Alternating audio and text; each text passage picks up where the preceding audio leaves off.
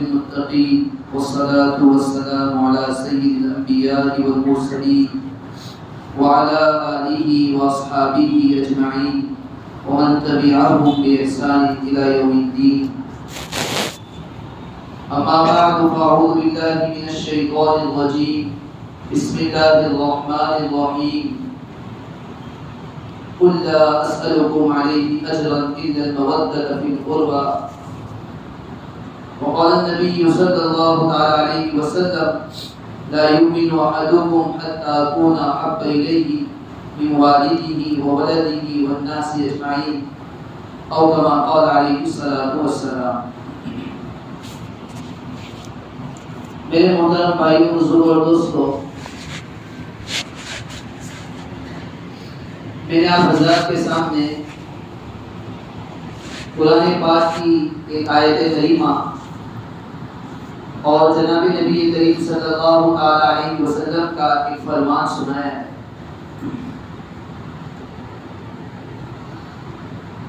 حدیث میں نبی علیہ الصلوۃ والسلام نے ارشاد فرمایا لا یؤمن احدکم، تم میں سے کوئی آدمی کامل مومن نہیں ہو سکتا ہے، حتی اکون احب الیہ من والدہ وولدہ والناس اجمعین، یہاں تک کہ میں اس کے نزدیک اس کے والد سے زیادہ، اس کے اولاد سے زیادہ اور تمام لوگوں سے زیادہ محبوب نہ بن جاؤں۔ صحابہ کرام رضی اللہ تعالیٰ عنہ اجمعین کی حالت یہ تھی کہ وہ نبی علیہ الصلوۃ والسلام سے بہت زیادہ محبت کرنے والے تھے۔ ان کے دل میں نبی علیہ الصلوۃ والسلام کا عشق تھا، آپ علیہ الصلوۃ والسلام کی محبت تھی، اور یہی آپ کی محبت کی وجہ سے آپ کی ہر ادا کو پسند کرنے والے تھے۔ وہ آپ کی رفتار کو، آپ کی گفتار کو، آپ کی چال و چلن کو، آپ کے طریقے کو، آپ کی زندگی کو دیکھا کرتے تھے، اور یہی نبی علیہ الصلوۃ والسلام سے محبت کی وجہ سے آپ علیہ الصلوۃ والسلام کے خاندان سے، آپ کے اہل بیت سے بہت زیادہ محبت کرنے والے تھے۔ صحابہ کرام رضی اللہ تعالیٰ عنہم اجمعین آپ علیہ الصلوۃ والسلام سے بھی محبت کرتے تھے اور آپ کے خاندان والوں سے بھی محبت کرتے تھے۔ ایک مسلمان کی شان یہ ہونی چاہیے کہ جہاں پر اسے نبی علیہ الصلوۃ والسلام سے محبت ہو، آپ کے خاندان والوں سے بھی محبت ہو، آپ کے اہل بیت سے بھی محبت ہو، آپ کے رشتہ داروں سے بھی محبت ہو۔ اور خود قرآن میں اللہ تعالیٰ نے ارشاد فرمایا قل لا اسألكم عليه اجرا الا المودة في القربى۔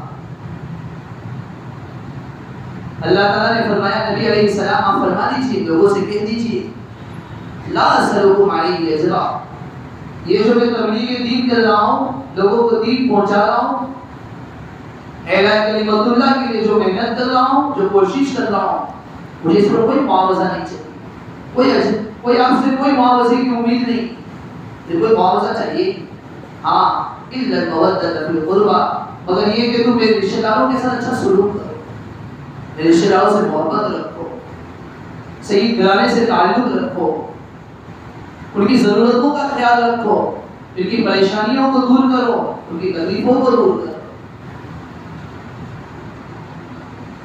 بہت ساری احادیث ایسی ہے جس میں نبی علیہ الصلوۃ والسلام نے بار بار امت کو توجہ دلائی، صحابہ کرام رضی اللہ تعالیٰ اجمعین کو توجہ دلائی، آپ علیہ السلام نے فرمایا میرے بعد میرے اہل بیت کا خیال رکھتے رہنا، میرے رشتہ داروں کا خیال رکھتے رہنا۔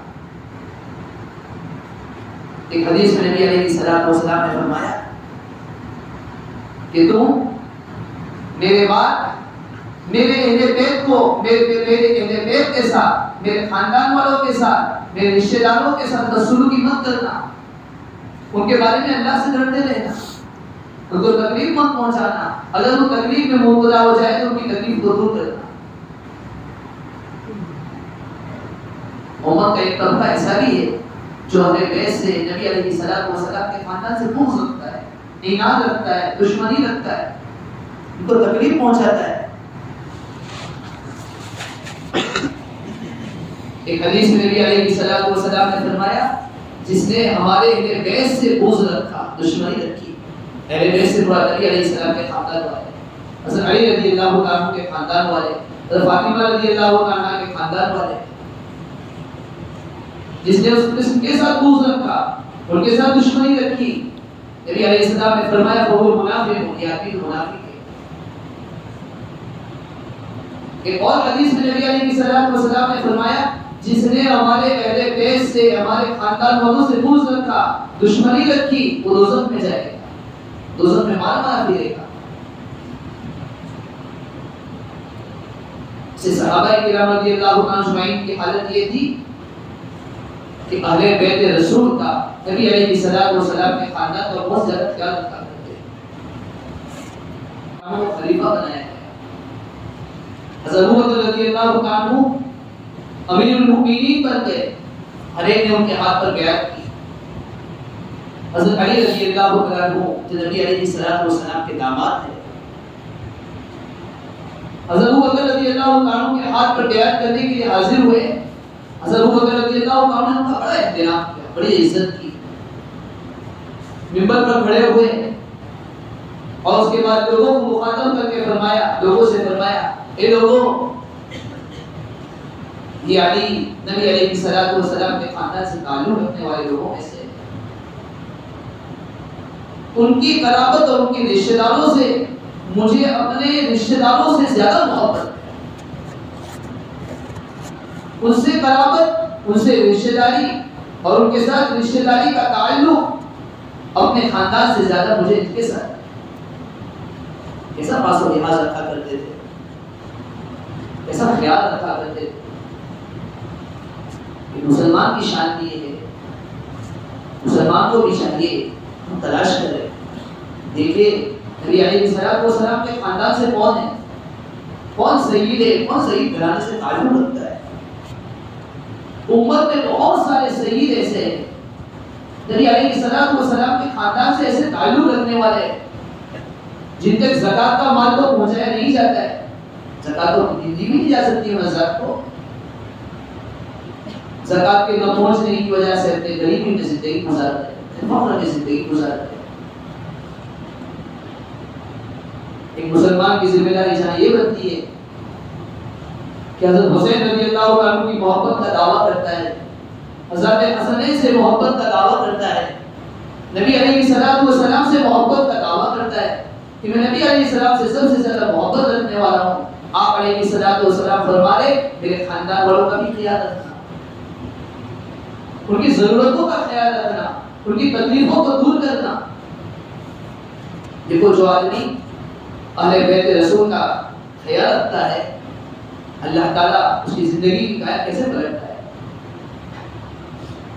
تاریخی کتابوں میں لکھا ہے، آپ نے نام سنا ہوگا جنید بغدادی رحمۃ اللہ علیہ، بہت بڑے بزرگ گزرے. اپنے زمانے میں بہت بڑے پہلوان تھے، اچھے پہلوانوں کو بچا دیا کرتے تھے. بادشاہ کے یہاں ان کا بڑی عزت تھی، بڑا احترام تھا. بادشاہ کے یہاں نوکر بھی تھے، روزانہ ان کے لیے کچھ رقم، اس زمانے کے 5 روپے ان کے لیے مٹائی کرتے تھے. ایک مرتبہ ایک مسافر آدمی بادشاہ کے محل میں آیا اور بادشاہ سے آ کر کہنے لگا بادشاہ سلامت، میں آپ کے پہلوان سے کشتی لڑنا چاہتا ہوں، آپ کے پہلوان سے مقابلہ کرنا چاہتا ہوں. بادشاہ کہنے لگا تو اس کے ساتھ کیسے مقابلہ کرے گا، تو دبلا ہے، کمزور ہے، ضعیف ہے، تیرے میں کچھ طاقت تو نظر آ نہیں رہی گی. ہمارا تو بہت طاقتور پہلوان ہے، بہت قوت والا پہلوان ہے، تو اپنی حیثیت کو دیکھ تو اس کے ساتھ کشتی نہیں لڑ سکتا ہے. مسافر کہنے لگا کچھ بھی ہو جائے آپ کشتی لڑا کر دیکھ لیجیے، مقابلہ ہوگا تو معلوم ہو جائے. جب اس نے اصرار کیا، بادشاہ نے اعلان کر دیا کہ فلاں وقت میں جنید کے ساتھ ایک مسافر آدمی کی کشتی لڑی جائے گی، مقابلہ کیا جائے گا۔ جب وقت مقرر آیا، میدان لوگوں سے بھر گیا، لوگ دیکھنے کے لیے آئے۔ لوگوں کو بھی تعجب ہو رہا ہوگا کہ ایک دبلا کمزور آدمی بادشاہ کے ایک پہلوان کے ساتھ مقابلہ کرنے کے لیے آیا، کشتی کرنے کے لیے آیا، یہ آدمی کیسے جیت سکتا ہے؟ میدان میں جنید بغدادی رحمۃ اللہ علیہ بھی اترے، مسافر بھی اترا۔ کشتی لڑنے سے پہلے مسافر نے چپکے سے کان میں جنید بغدادی رحمۃ اللہ علیہ کی کان کے پاس گیا اور کچھ کہنے لگا۔ جنید بغدادی رحمۃ اللہ علیہ کو کہنے لگا کہ جنید تو بہت بڑا پہلوان ہے، میں بھی جانتا ہوں، میں تو لاغیر ہوں، دبلا ہوں، میں پہلوان نہیں ہوں، لیکن یہ جنید میں نبی علیہ السلام کے خاندان سے تعلق رکھنے والا ہوں، میں فاقہ کی زندگی گزار رہا ہوں، میں سب کا پریشانی کی زندگی گزار رہا ہوں، اب تیری مرضی ہے، یا تو خود گر جائے یا مجھے گرا دے، مجھے بچا دے۔ جب اس سید نے یہ چند جملے جنید بغدادی رحمۃ اللہ علیہ کے کان میں کہے، ان کی آنکھوں میں آنسو آ گئے۔ مقابلہ شروع ہوا۔ مقابلہ شروع ہوتے ہی جنید بغدادی رحمۃ اللہ علیہ نے لڑتے لڑتے کشتی کرتے کرتے اپنے آپ کو نیچے گرا دیا۔ وہ دبلا کمزور وہ سید جنید بغدادی رحمۃ اللہ علیہ کے اوپر بیٹھ گیا۔ لوگوں میں شور ہو گیا، یہ کیا ہو گیا؟ بادشاہ کا ایک مشہور پہلوان کو بچا دیا گیا ہے، اس پر ایک لاغیر اور دبلا آدمی سوار ہو گیا ہے، یہ کیسے ہو سکتا ہے؟ دوسری مرتبہ کشتی لڑی گئی، دوسری مرتبہ مقابلہ، تیسری مرتبہ کشتی لڑی گئی، تیسری مرتبہ بھی جنید نے اپنے آپ کو ایسا گرایا کہ یہ سید تو حضرت جنید بغدادی رحمۃ اللہ علیہ پر پورا سوار ہو گیا۔ لوگوں نے جنید بغدادی رحمۃ اللہ علیہ کو بڑا کوسا کہ ایک لاغیر، ایک دبلے، ایک پتلے آدمی نے تجھے بچا دیا، بادشاہ کے نام کو تم نے خاک میں ملا دیا، تم نے اپنی عزت پر داغ لایا تو تم نے اپنی عزت کو داغدار کر دیا، کیا کر رہا ہے؟ مجلس ختم ہو گئی۔ تنہائی میں بادشاہ نے بلا کر جنید بغدادی سے پوچھا کہ کیا بات ہے؟ بڑے بڑے پہلوان تیرے پاس آیا کرتے تھے، تم سب کو بچا دیتا تھا، ان سب کے اوپر تو سوار ہو جاتا تھا، لیکن ایک دبلے پتلے آدمی نے تجھے ہرا دیا اور تیرے اوپر سوار ہو گیا۔ جب بادشاہ نے اصرار کیا تو جنید کہنے لگے بات دراصل یہ ہے کہ یہ لاغیر اور یہ دبلا اور یہ پتلا اور یہ کمزور آدمی نبی علیہ السلام کے خاندان سے تعلق رکھنے والا ہے۔ کشتی سے پہلے اس نے میرے کان میں چند جملے کہے تھے اور اس نے مجھے یوں کہا تھا میں فاقہ کی زندگی گزار رہا ہوں، میرے پاس کھانے کے لیے کچھ نہیں ہے، میں تکلیف میں مبتلا ہوں۔ یہ چند جملے اس نے کہے، میں نبی علیہ السلام کے خاندان کا لحاظ رکھتے ہوئے اپنے آپ کے لیے شرف کو گوارا کر دیا۔ بادشاہ بھی تعجب میں پڑ گیا کہ ایک آل رسول کے لیے تو نے اپنے آپ کو ذلت میں مبتلا کرنا گوارا کر لیا، اپنے آپ کی ذلت کو برداشت کر لیا، تو کیسا آدمی؟ رات ہوئی، جنید بستر پر لیٹے، خواب میں نبی علیہ السلام کی زیارت ہوئی۔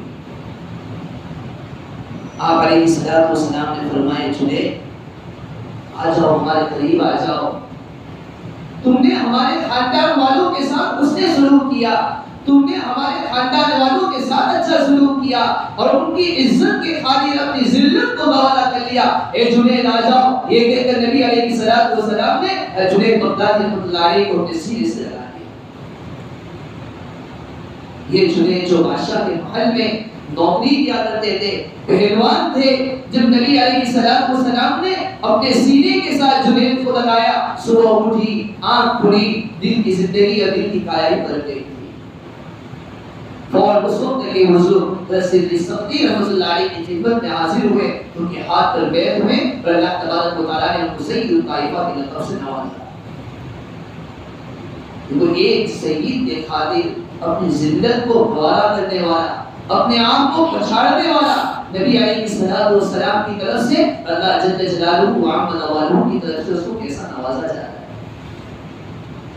ضرورت ہے جہاں ہماری قوم کے بہت سارے مالدار حضرات زکوٰۃ کو ادا کرتے ہیں اور فقراء کا لحاظ کرتے ہیں، ضرورت اس بات کی بھی ہے ہم اپنے محلے کے سیدوں کو تلاش کریں، سیدات کو تلاش کریں، سید خاندان سے تعلق رکھنے والی عورتوں اور بیواؤں کو تلاش کریں اور ان تک بھی اپنی للہ رقم کے ذریعے سے ان کو مدد کرنا ہے. ایک اور واقعہ یاد آ گیا. ایک سید آدمی تھا، سید عالمی، ان کا انتقال ہو گیا. ان کی بیوی تھی، سب تو پریشانی میں مبتلا ہو گئی. اپنی بچیوں کو لے کر سفر تک روانہ ہو گئی. سخت سردی تھی، بچیوں کو سخت بھوک لگی ہوئی ہے، سخت مصیبت میں مبتلا ہے. اپنی بچیوں کو ایک مسجد میں ٹھہرایا اور بچیوں کے لیے کھانا وغیرہ لینے کے باہر نکل پڑی.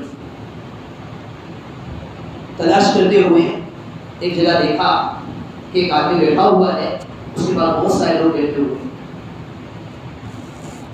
قریب جا کر معلوم کیا کہ وقت کا بادشاہ ہے، حاکم شہر ہے، شہر کا حاکم. شہر کے حاکم کے بعد جا کر اپنی ردا سنائی کہ میں ایک سید خاندان سے تعلق رکھنے والی ہوں، میں ایک شریف النسب عورت ہوں، میں شریف زانی ہوں، میں سخت مصیبت میں مبتلا ہوں، میری بچیاں مسجد میں ٹھہری ہوئی ہے، ان کے پاس کھانے کے لیے کچھ نہیں ہے. آپ رحم فرما دے، اللہ تعالیٰ آپ پر بھی رحم فرمائے گا. آپ مدد فرما دے، اللہ تعالیٰ آپ کی بھی مدد فرمائے گا. حاکم شہر کہنے لگا اگر آپ سید ہیں، سید گھرانے سے تعلق رکھتی ہے، آپ کے پاس دوا کیا ہے، آپ کے پاس سرور کیا ہے؟ عورت کہنے لگی میں پردیسی عورت ہوں، دوسری جگہ کی رہنے والی عورت ہوں، میں اپنے سید ہونے پر، شریف ذاتی ہونے پر دوا کہاں سے لاؤں گی؟ میرے پاس تو کوئی دوا نہیں. حاکم شہر نے جب یہ بات سنی کہنے لگا کہ پھر تو مدد نہیں ہو سکتی، پھر تو آپ کا رحم نہیں ہو سکتا ہے. یہ کہہ کے تھوڑا ہے اور دو کی ہوئی وہاں سے نکلی. راستے میں ایک مجوسی پر نظر پڑی. مجوسی کے بھی شہر کا ایک بڑا آدمی تھا. مجوسی کے پاس جا کر اپنی ردا سنائی اور اس نے یہ بھی کہا کہ میں حاکم شہر کے پاس گئی تھی، لیکن حاکم شہر نے مجھ پر رحم نہیں کیا. وہ ایک مجوسی آدمی ہے. مجوسی آدمی نے جب سیدہ اور اپنے غلاموں کو کہا کہ گھر میں جاؤ، میری بیوی کو بلاؤ اور میری بیوی سے کہو کہ فلاں مسجد کے اندر فلاں نبی علیہ السلام کے خاندان سے تعلق رکھنے والی عورتیں ان کو اپنے گھر لے آؤ. یہ عورت بھی اپنی باندیوں کے ساتھ جب بچیاں تھی، بھوکی تھی، پیاسی تھی، ان کو لے کر اپنے گھر آئی. شہر کوتوال نے، اس آدمی نے، اس مجوسی نے اپنی عورت سے کہا کہ نبی علیہ السلام کے گھرانے سے تعلق رکھتے ہو، ان کا خیال رکھنا، ان کا احترام کرنا، اس عزت کی نظر سے دیکھنا. عورت نے اس کا بڑا عزت کی، بڑی عزت کی، احترام کیا. اچھے سے اچھے کپڑے پہنائے، نفیس عمدہ لباس کو پہنایا گیا. عورت کے لیے، بچیوں کے لیے اچھے سے اچھے کھانے کا انتظام کیا. رات کو بستر پر سویا، خواب میں دیکھا ایک طرف یہ آدمی سویا، دوسری طرف حاکم شہر بھی اپنے بستر پر سویا جس نے دھوکہ دیا تھا. حاکم شہر نے دیکھا نبی علیہ السلام تشریف فرما ہے، قیامت قائم ہو گئی ہے. نبی علیہ السلام ایک جھنڈا لے کر کھڑے ہیں اور لوگ آپ کے ارد گرد آپ علیہ السلام کی امتی آپ کے پاس جمع ہو رہے ہیں. حاکم شہر نبی علیہ السلام کے پاس جانے لگا کہ اور امتی آ رہے ہیں اور مسلمان آ رہے ہیں، میں بھی آپ علیہ السلام کی جدے کے پاس چلا جاؤں.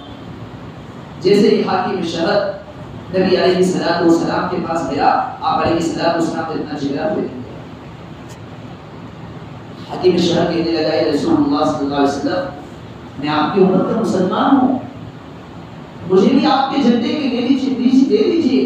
آپ علیہ السلام فرما دیں گے تیرے مسلمان ہونے کے گواہ کیا ہے؟ تو اپنے مسلمان ہونے پر گواہ دے کر، تو اپنے مسلمان ہونے کا ثبوت دے کر. حاکم شہر وہاں سے نکلا، ادھر ادھر اپنے گواہ تلاش کرتا رہا، پورے شہر میں گویا گھوم کر آیا لیکن کوئی گواہ نظر نہیں آیا. نبی علیہ السلام کی خدمت میں آ کر عرض کیا رسول اللہ کوئی گواہ نہیں ہے، کوئی گواہ ایسا نہیں ہے جو میرے مسلمان ہونے کا ثبوت پیش کر سکے. نبی علیہ السلام نے فرمایا جب تو حاکم شہر ہے، اپنے شہر کا بادشاہ ہے، اور تیری حالت یہ ہے کہ تو مسلمان ہونے پر گواہ پیش نہیں کر سکتا ہے، وہ میری خاندان سے تعلق رکھنے والی، وہ دوسرے شہر کے رہنے والی تھی، وہ پردیسی تھی، وہ اپنی شریف ذاتی ہونے پر اور آل رسول سے ہونے پر، نبی علیہ السلام کے خاندان سے ہونے پر گواہ ثبوت کہاں سے لا سکتی. سوان کھولی، روتا ہوا، اپنے چہرے کو پیٹتا ہوا اٹھا، اپنے غلاموں کو جمع کیا اور کہا جاؤ والا کی خاندان سے تعلق رکھنے والی عورتوں کو تلاش کرو کہاں ہیں. لوگ تلاش کرنے کے لیے نکل پڑے. ادھر بادشاہ حاکم وقت علی حاکم شہر کی تلاش کرنے کے لیے نکل پڑا. دیکھا اسی مجوسی کے گھر پر وہ عورتیں موجود ہیں. مجوسی کے گھر پر گیا اور جا کر مجوسی سے اصرار کرنے لگا، کہنے لگا کہ میں آپ کو 1000 اشرفی دیتا ہوں، آپ وہ پورا خاندان مجھے سپورٹ کر دو، مجھے دے دو، عورتیں مجھے دے دو، بچے مجھے دے دو. مجوسی کہنے لگا میں آپ کو نہیں دے سکتا ہوں، اگر آپ 1,00,000 اشرفی دیں گے تو ہمیں دینے کے لیے تیار نہیں. بہت اصرار کرنے لگا تو وہ مجوسی کہنے لگا کہ جیسا خواب آپ نے دیکھا ہے ایسا خواب میں نے بھی دیکھا ہے. اور جس محل کی طرف نبی علیہ السلام نے وہ شہر کے حاکم کو محل دکھایا کہ دیکھو یہ محل ہے، یہ وہ محل ہے جو دنیا کے اندر مجوسی تھا، اس کے لیے جس نے میرے خاندان کا خیال رکھا تھا اس کے لیے محل تیار کیا ہے. اور جس محل کی طرف تم لچائی نظر سے دیکھ رہے تھے وہ میرا محل ہے، اس میں میرا حق ہے. وہ مجوسی کہنے لگا کہ جب سے وہ خاندان میرے گھر میں آیا ہے میں مسلمان ہو گیا ہوں، اور میں نے اپنے خاندان کے اندر اپنے گھر میں اس خاندان کے آنے سے بہت برکتوں کو دیکھا ہے. اور جب سے میں نے اس خاندان کے ساتھ اس نے سلوک کیا ہے، نبی علیہ السلام نے فرمایا اے آدمی، اے وہ شخص جس نے میرے خاندان کا لحاظ رکھا ہے، میں بھی تیرے ساتھ اس نے سلوک کروں گا. یہ محل دیکھ تیرے لیے تیار ہو چکا ہے. بس آج کی مجلس کا خلاصہ یہ ہے کہ ایک طرف ہم نبی علیہ السلام سے محبت کرتے ہیں، اس محبت کا تقاضا یہ ہے نبی علیہ السلام کے خاندان والوں کے ساتھ محبت کی جائے، ان کا لحاظ رکھا جائے. بلکہ محلے کے جو بڑے حضرات ہیں جن کا محلے کے اندر، جن کا شہر کے اندر ایک رسوخ ہے یا جن کو اللہ تعالیٰ نے مال و دولت سے نوازا ہے، محلے کے اندر ایک ایسی سنستھا کو قائم کی جائے، ایک ایسا ماحول بنایا جائے کہ شہر سال میں ایک مرتبہ، چاہے رمضان میں ہو چاہے محرم کے مہینے میں ہو، ایسا کوئی رجسٹر تیار کیا جائے جس میں اس بات کا لحاظ یہ جمع کیا جائے ہمارے محلے میں، ہمارے شہر میں کون سیدہ عورتیں ہیں، کون سے سید خاندان سے تعلق رکھنے والے ہیں، کون غریب ہے، کون فقیر ہے، اور خصوصی طور پر سید ہے، ان کے لیے اپنے مال میں سے للہ رقم کا انتظام کیا جائے اور ان کے گھر کے ایک فرد پر صرف اور صرف نبی علیہ السلام کی محبت اور اللہ تبارک و تعالیٰ کے لیے گھر تک پہنچایا جائے. میں امید کرتا ہوں خصوصاً اس محلے کے بڑے حضرات سے اور تمام حضرات سے کہ اس کے لیے فکر کریں گے اور اپنے شہید خاندان کے لیے کچھ نہ کچھ محنت کر کے ان کے گھروں تک پہنچانے کی کوشش کریں گے. اللہ تعالیٰ شانوں سے دعا ہے اللہ تعالیٰ نے جو باتیں کہلوائی ہم سب کو اس پر عمل کرنے کی توفیق عطا فرمائے. آمین. وآخر دعوانا الحمدللہ رب العالمین.